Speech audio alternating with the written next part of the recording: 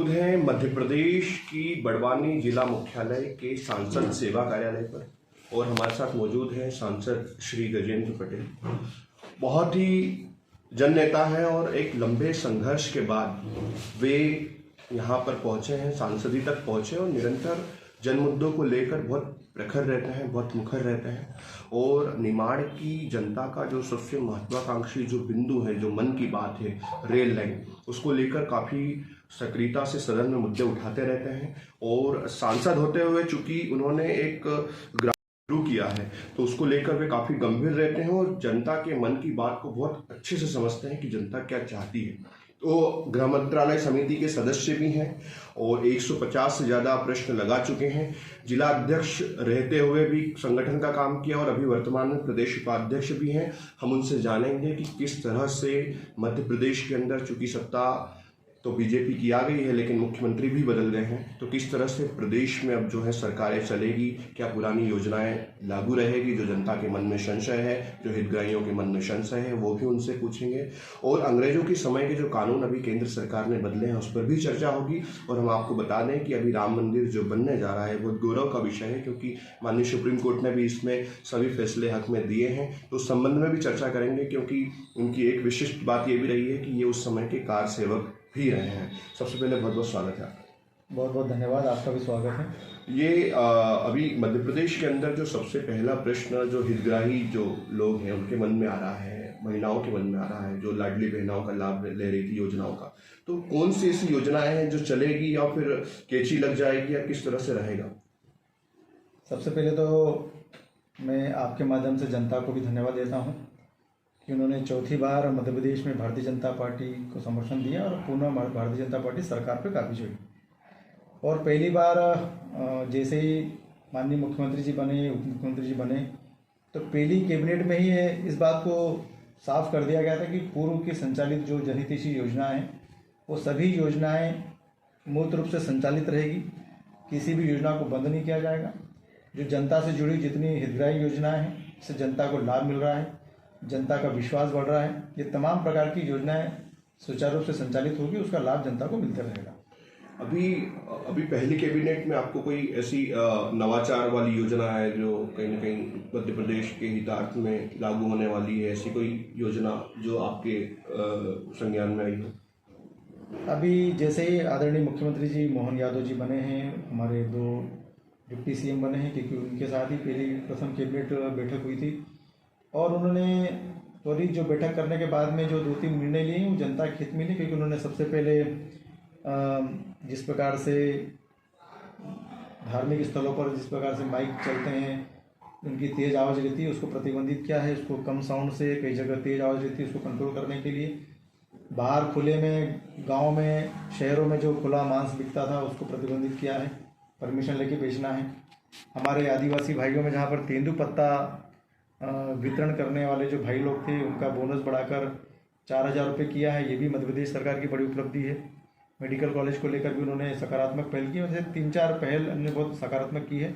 मुझे लगता है कि अभी मंत्रिमंडल पूरा बना नहीं, फिर भी उन्होंने शुरुआती दृष्टिकोण से बता दिया कि ये सरकार जनता को जो ठीक लगता है उस निर्णय को करने वाली सरकार है। और ये पहले विगत पूर्व के मुख्यमंत्री आदरणीय शिवराज जी ने भी ऐसे ही निर्णय को किया था।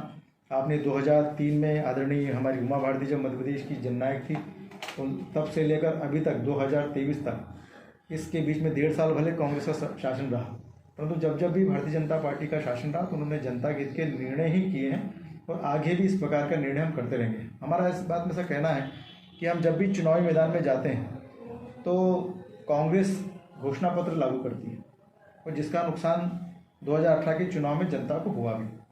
उन्होंने घोषणा की, घोषणा पत्र जारी किया और कोई भी घोषणा को पूरा नहीं किया। भारतीय जनता पार्टी संकल्प पत्र जारी करती और इस बात का संकल्प लेती कि ये जो जनता के हित से जुड़े हुए जो मुद्दे हैं और जो हम इस संकल्प पत्र में दाखिल कर रहे हैं, उन सभी संकल्पों को वचनबद्ध करके सरकार में लागू करना है। और इसलिए इन तमाम मुद्दों को लेकर हमारी सरकार काम करेगी। कार सेवकों के जो मुद्दा है, आप खुद कार सेवक रहे हैं, कार सेवक लोग उस समय गए, लोगों को उन सारी परिस्थितियों के बारे में भी जानकारी नहीं है, किस तरह का एक माहौल था। और अब इतने समय के बाद कभी ऐसा सोचा था कि इतने लंबे संघर्ष के बाद ऐसा समय भी आएगा कि जब इतने स्पष्ट मैंडेट से, प्रचंड बहुमत से केंद्र में सरकार बनेगी और राम मंदिर का जो ये सपना है पूरा होगा। किस तरह से देखते हैं उस अनुभव को, क्या आप साझा करेंगे आपके कार सेवा की यात्रा को? सबसे पहले तो पूरी दुनिया में मालूम है कि भारत भूमि देवताओं की भूमि है। अगर इस पृथ्वी की अगर बात करें तो सबसे पुरातन देश भी और देवताओं की भूमि भारत है। भगवान रामलला का जन्म भी भारत की भूमि पर हुआ, अयोध्या में हुआ। ये सर्वव्यापी है और इसलिए एक लंबा संघर्ष अयोध्या में राम मंदिर को लेकर चल रहा है। कांग्रेस के लोग भी बोलते थे कि राम जी तो काल्पनिक हैं और न सरयू नदी थी, न श्रीलंका में कोई रावण था, न कोई पुल बनाया गया।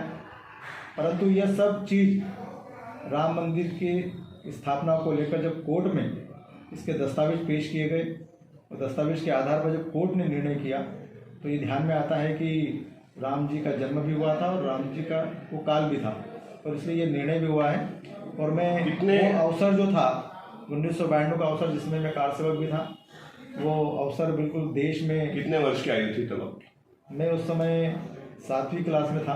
तो फिर घर वालों ने कैसे अनुमति दे दी? मतलब पिताजी ने कुछ बोला नहीं कि आप 7वीं अभी पढ़ने का समय है और अभी वहाँ जा रहे हैं? तो मेरे पिताजी ने ही मुझे प्रोत्साहित किया कि जाना चाहिए, क्योंकि 1999 की कार सेवा में मेरे पूज्य पिताजी गए थे। अच्छा अच्छा अच्छा। और मेरे पूज्य दादाजी भी साथ में गए। अच्छा अच्छा अच्छा।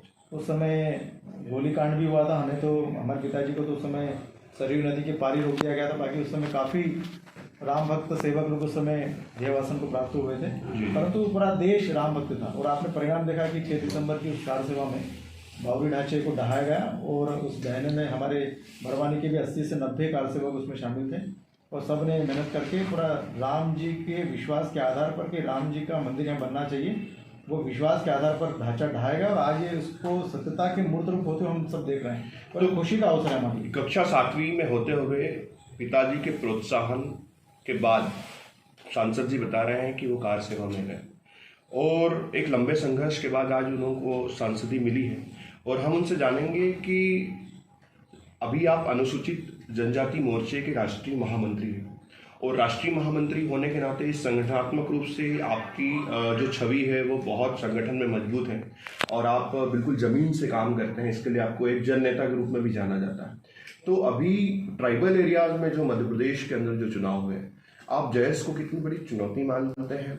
और अभी जो चुनाव हुए उनमें कांग्रेस ने जो प्रदर्शन किया उसके मुकाबले बीजेपी का प्रदर्शन ट्राइबल एरिया में कम रहा, हालांकि प्रचंड बहुमत मिला है। तो अब चूंकि आपने भी बहुत अच्छी प्लानिंग करी, ऐसा हमने देखा है, कई अवसरों पे आपने प्रेस कॉन्फ्रेंस भी ली है, तो आपको क्या लगता है कि अब किस तरह के कार्यक्रम यहाँ पर करने की ज़रूरत है, किस तरह की चीज़ों को यहाँ पर प्रमोट करने की आवश्यकता है और कैसे लोगों को अब यहाँ पर संगठन में लेने की आवश्यकता, जिससे ट्राइबल में भी भारतीय जनता पार्टी जो है वो एक अपना अच्छा काम कर सके? सबसे पहले तो मैं देश के यशस्वी प्रधानमंत्री आदरणीय मोदी जी को धन्यवाद देता हूँ, क्योंकि जो सम्मान और जो विश्वास उन्होंने आदिवासियों के प्रति बताया है उसका सबसे बड़ा उदाहरण ये है कि देश का सर्वोच्च पद, राष्ट्रपति का पद, हमारी आदिवासी बहन महामहिम राष्ट्रपति द्रौपदी मुर्मू को बिठाया है। ये सबसे बड़ा उदाहरण है। आज तक किसी भी सरकार ने नहीं सोचा, भले 500 सीटों में स्थापित कांग्रेस की पार्टी के भी लोग रहे, पर कभी भी सर्वोच्च पद पर नहीं बिठाया। देश का जो हमारे भगवान बिरसा मुंडा जी के नाम से जाने वाला जो दिन है 15 नवंबर, विगत कई 20 सालों से मांग कर रहे हैं कि इसको, इस दिन को गौरव दिवस में घोषित किया जाए, ये दिन को अच्छा दिन घोषित किया जाए, पर किसी भी सरकार ने घोषित नहीं किया। भारतीय जनता पार्टी ने ही आदिवासियों के नेतृत्व में आदिवासियों के लिए 15 नवंबर को गौरव दिवस घोषित किया, जो भगवान बिरसा मुंडा जी की जयंती पर आता है। तमाम प्रकार के कानून, तमाम प्रकार की सुविधाएं, जिससे हम कह सकते हैं कि वनों और जंगलों में रहने वाला आदिवासी समुदाय के लोग, जो उनको जमीन का अधिकार भी नहीं था, वन अधिकार के पट्टे भारतीय जनता पार्टी की सरकार ने दिए, कांग्रेस ने कभी एक पट्टा भी नहीं दिया। ऐसे तमाम कानून और सुविधा देने का काम भी भारतीय जनता पार्टी ने दिया। अभी विधानसभा के चुनाव में 47 सीटों में से हम 24 सीटों पर भारतीय जनता पार्टी जीती। बाकी की 8 से 10 सीटें ऐसी हैं जो हम मात्र 200, 500, 1000 वोटों के अंतर से हम चुनाव का डिफरेंस हुआ है। आदिवासियों की जो भूल हमारे 2018 में हुई थी वो समझ चुकी है कि जो सही मायने में हमारा जो हित कर सकती है भारतीय जनता पार्टी सरकार ही कर सकती है। और इसलिए आप सबने देखा है कि परिणाम परिवर्तित हुआ और हम बहुत सारी सीटें जीते हैं। आपने देखा है कि छत्तीसगढ़ प्रदेश में वहाँ का मुख्यमंत्री आदिवासी विष्णुदेव साय जी को बनाया गया है।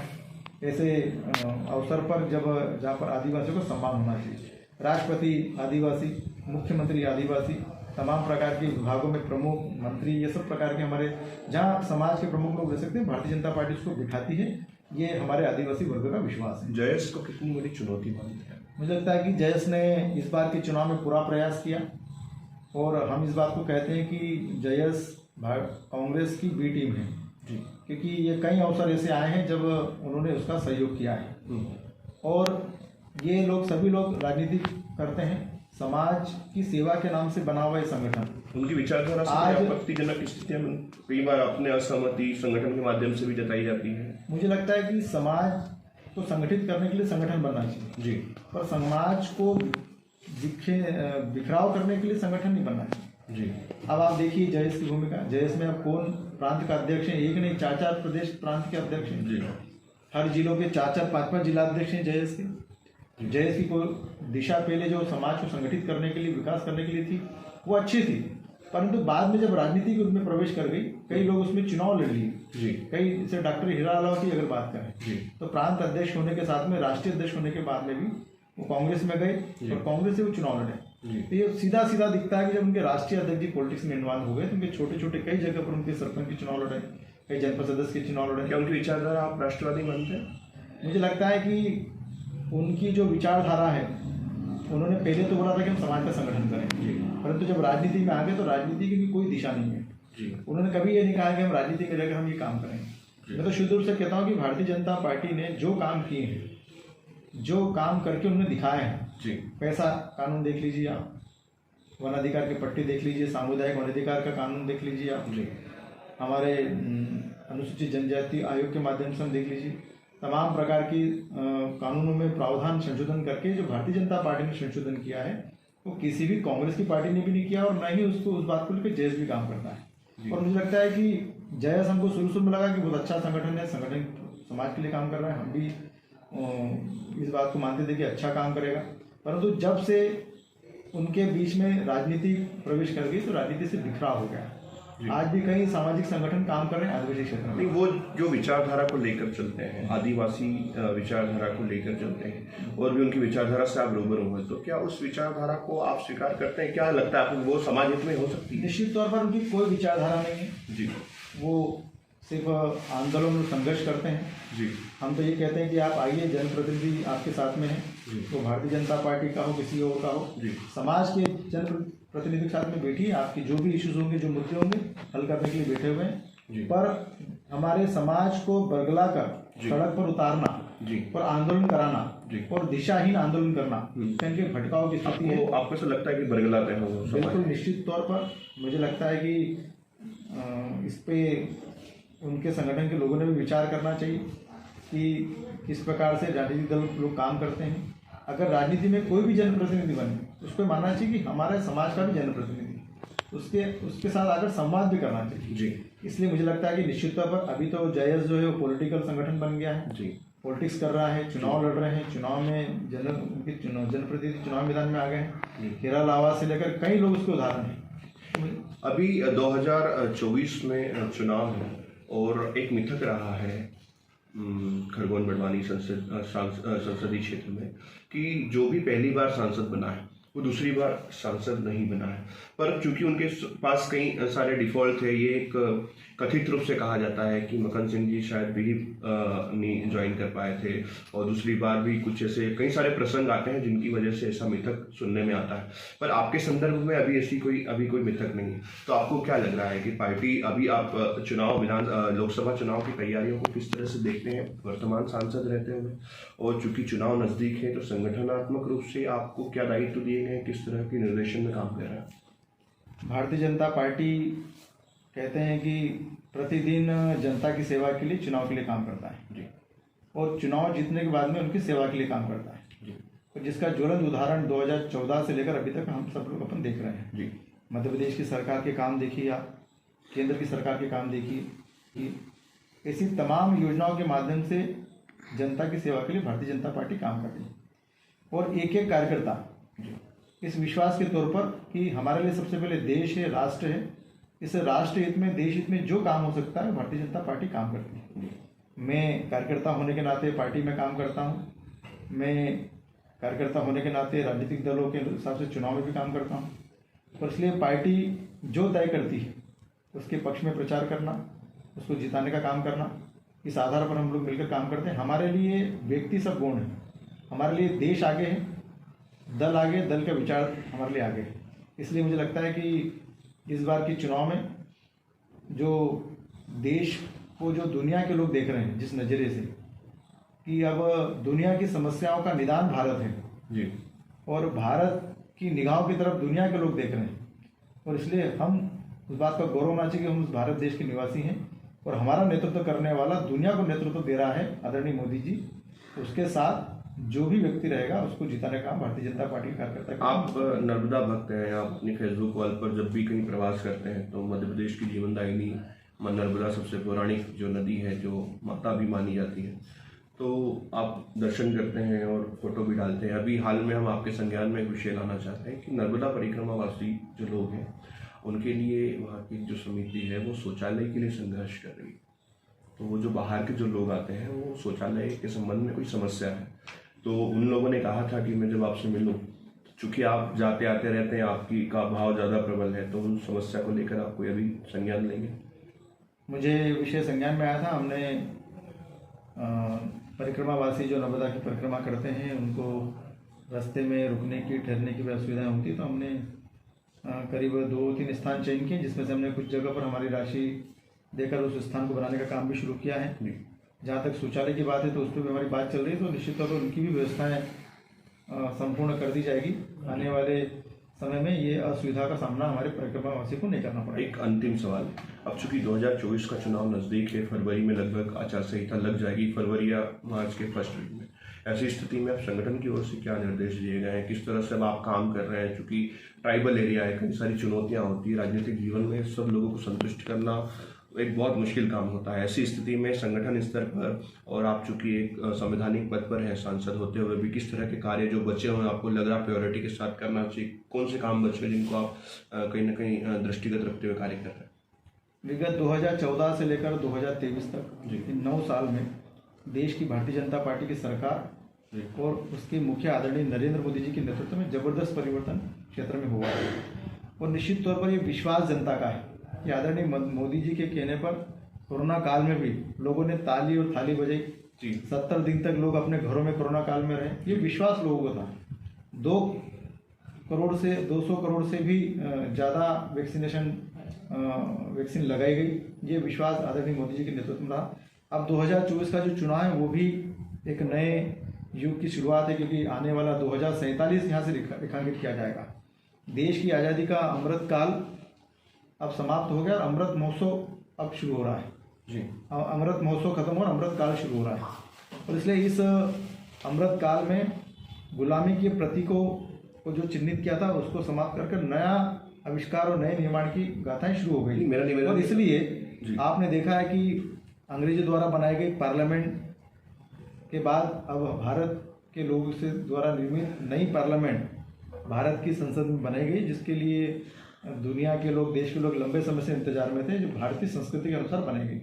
और निश्चित तौर पर 2024 का चुनाव जो देश भर का जो हमारा अछूता क्षेत्र है जी, जिसको हम अभी छू नहीं पाए हैं जी, ऐसे तमाम प्रकार के क्षेत्रों को छूकर हर गांव में, हर बूथ पर 50% से ज़्यादा लोगों के संपर्क में आकर वो वोटिंग भारतीय जनता पार्टी के पक्ष में गिरे और राष्ट्र निर्माण के पक्ष में गिरे कि आने वाला 2047 नव निर्माण के रूप में विकसित भारत जो खड़ा होने वाला है, इसमें ये सरकार 2024 की मोदी जी के नेतृत्व में बनने वाली है। इसमें उनका सबका सहयोग रहे।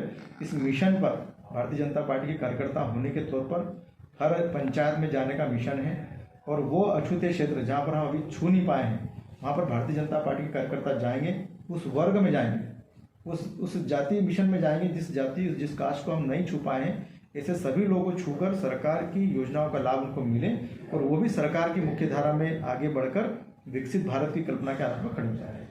संगठन के प्रति सदैव समर्पित रहकर और यथार्थ के धरातल पर जमीन पर काम करते हुए गजेंद्र पटेल जी जो है सांसदी तक पहुंचे और कभी अपने नाम और कभी विज्ञापनों में दिखते नहीं हैं। गृह मंत्रालय संसदीय समिति के सदस्य हैं, कार सेवक रहे हैं और बहुत लंबी यात्रा रही है। प्रश्नकाल में 150 से ज़्यादा प्रश्न पूछ चुके हैं, पर संगठन में काफ़ी महत्व है उनका। वे प्रदेश में उपाध्यक्ष हैं। अब देखना है कि संसदीय क्षेत्र खरगोन बड़वानी से लेकर जो समस्याएं वह चिन्हित कर रहे हैं उन पर जनता कितना भरोसा जताती है, और जब जनता भरोसा जताती है तो क्या आने वाले समय में कहीं न कहीं इस आदिवासी क्षेत्र से केंद्रीय मंत्रालय में यहाँ से नेतृत्व मिलेगा क्या गजेंद्र सिंह पटेल के रूप में। अब आने वाले समय में हम देखेंगे कि किस तरह से जो है 2024 का चुनाव जो लड़ा जाता है, और क्या फिर से जो मिथक है वो टूटेगा या गजेंद्र जी ही सांसद बनेंगे, जनता किसे जनादेश देगी। 2024 तक की यात्रा में खबरों में हमारे साथ बने रहिए, हम पल पल की अपडेट आप तक पहुंचाते रहेंगे। NN7 के लिए नवनीत राव, बड़वानी।